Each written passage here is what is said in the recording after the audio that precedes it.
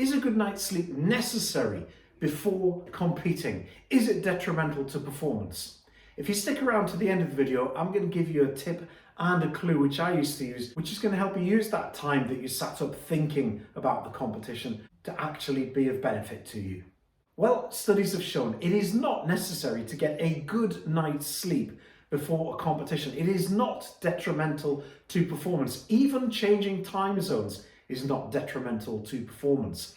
Scientists have found that you can have up to 2 nights disrupted sleep before a competition with no detriment to performance. However, 3 nights disrupted sleep is not going to be good. So whereas it is always preferable to get a good night's sleep, it's not necessary. So don't stress yourself if you're not getting a good night's sleep. It's not going to affect you.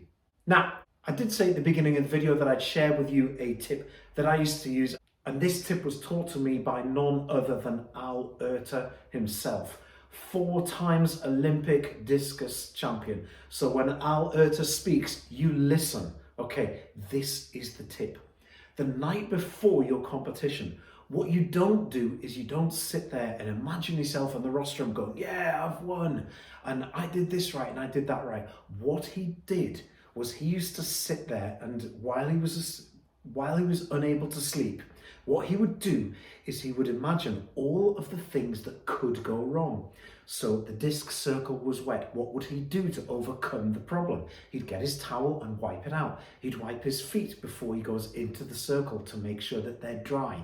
He would wipe his hands to make sure they're dry and the discus. So he would work through all of the small problems and put them straight in his head before he ever went into the competition. So by the time he gets into the competition, he's already overcome all of the difficulties. I've been doing this for more than 30 years. It's arguably the best psychological preparation that you can ever do before a competition.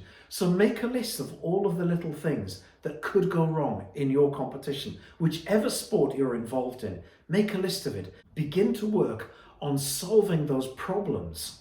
I recommend you do this all of the time, but I also recommend that you begin to do this 3 weeks before a major competition. This should be something you should do the night before your preparation, and it will help you get a better night's sleep.